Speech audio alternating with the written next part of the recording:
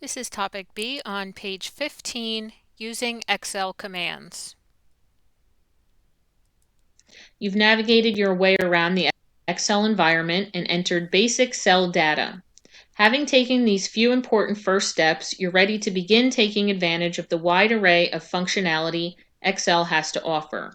But in order to do so, you'll need to be familiar with where to look to find the commands you need. The ribbon, a common interface element shared by all Microsoft Office applications, is a component of the Excel 2016 interface. The ribbon is a graphical user interface that contains all of the most commonly used commands you will need to create, modify, and work with your Excel workbooks. It was designed as a way to provide quick access to frequently used commands without the need to extensively navigate menus and submenus. So we all know, our previous weeks from Word, our ribbon located here, broken up first into the tab name, and then again by the ribbon command group, and then within each group you have your commands. Some of our ribbon groups, again, just like Word, have dialog box launchers. You can see the clipboard group, font group, the alignment group, number group. These all have dialog box launchers, those little diagonal arrows in the bottom right-hand corner. And this is,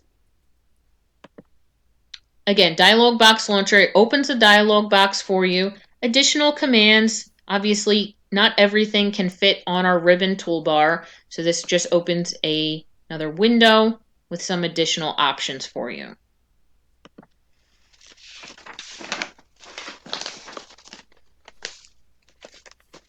On our ribbon, again, just like this is a lot of repetition here, obviously.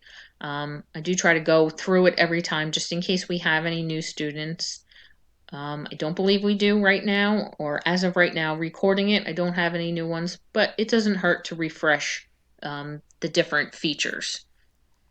On our ribbon, we also have our Tell Me box, which allows you to perform a keyword search for Excel commands. So if I wanted, let's say I had E12, which is the text overall selected, and I didn't know where my bold command was, I could search for that using my Tell Me box, select it, and you can see it bolded out the text I had selected there. So it's just a quick way to find different commands on your ribbon. All right, taking a look at our different ribbon tabs here. The File tab, this contains commands for working with your Excel files and configuring system-wide and application settings and options. Selecting this tab accesses the Backstage view, providing you with access to these commands and settings. So that's the only one that doesn't, keep your document in sight with your different commands shown on your ribbon. Again, that accesses your Backstage view. Your Home tab has commands for executing some of the most common Excel tasks. This tab displays commands for basic text formatting and editing, applying various styles and formatting to your data, and sorting, filtering, and searching your data. The command groups we have on our Home tab include clipboard, font, alignment, number, styles, cells, and editing. Our Insert tab, commands for inserting a variety of objects such as charts, tables, and graphics, creating and editing hyperlinks, adding headers and footers, and inserting equations and symbols. The groups we have here: tables, illustrations, add-ins, charts, tours, sparklines, filters, links, text, and symbols. Then on our Page Layout tab, this has commands for applying themes and effects to worksheets, configuring the overall layout of your worksheets, and arranging worksheet objects. The command groups we have here are themes, page setup, scale to fit, sheet options, and the arrange command group. Next, we have our Formulas tab. Commands for inserting and working with formulas and functions, naming cells and ranges, troubleshooting workbook data, functions and formulas, and also setting calculation options. The groups we have here: function library, define names, formula auditing, and also the calculation group. And we have our data tab, commands for importing data from other sources, performing various data analysis tasks, and organizing worksheet data into a hierarchical structure. The groups we have here: get external data, get and transform, connections, sort and filter, data tools, forecast, and also the outline group. Then we have our review tab. These have commands for reviewing, proofing, adding comments to, and sharing your workbooks. The groups we have here: proofing, insights, language, comments, and the changes group.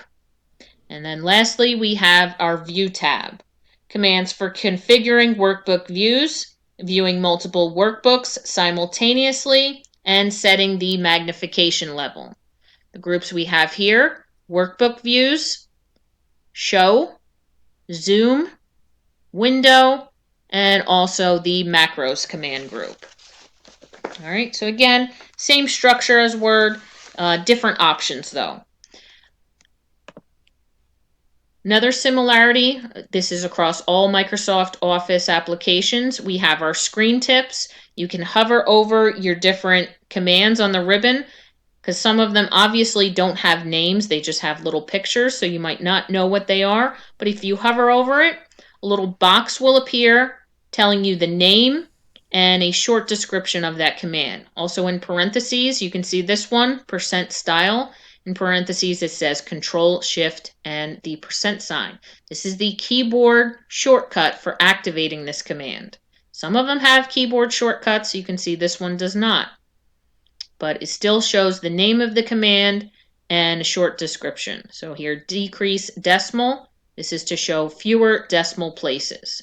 So when you're going through your activity, just take a look around, hover over all your different options here on your ribbon tabs, just to get a forecast of what kinds of things we'll be covering throughout the course.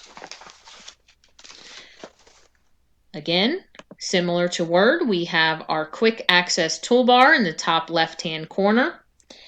And this appears above the ribbon in the top left corner of your user interface. By default, you have your save, undo, redo. If we wanted to add another common command to that, we could select this Customize Quick Access Toolbar. Maybe I wanted to put the Print Preview and Print button up there. Just click on it. Now you can see that has a check mark next to it, and that will take me directly to my Print Preview screen. Again, same setup as Word. If I wanted to get rid of that, select the drop down again, click on Print Preview and Print again, and it will uncheck it and remove it from your quick access. On page 21, we have the mini toolbar and context menus. First, the mini toolbar is displayed when you right-click the active cell on a worksheet. It is a small rectangular pop-up window that contains a set of common text editing and formatting options that you can use to work with the data in the active cell. If I clicked my cell F12, right-click the cell, you can see this is your mini toolbar. Some font options from our ribbon, some options for changing our decimal points. We have Format Painter, changing our number format, merging some cells, bunch of common options from our Home tab that we can quickly access for our text without actually having to go up to the ribbon and select them. And then this menu that pops up is what is known as a context menu. So context menus also appear when you select or right-click particular objects or data within worksheets. Context menus display a list of commands and options that pertain to working with these specific types of content that you have selected. So when you right-click something, you can copy it to the clipboard.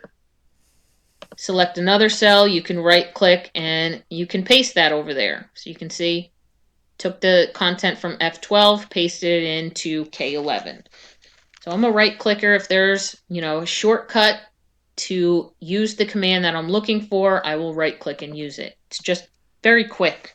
Instead of selecting the text or the numerical figure and then navigating through your different tabs on your ribbon, finding the command, the options there, I will right click. That's just me though. Your next video will be activity 1-2 on page 20.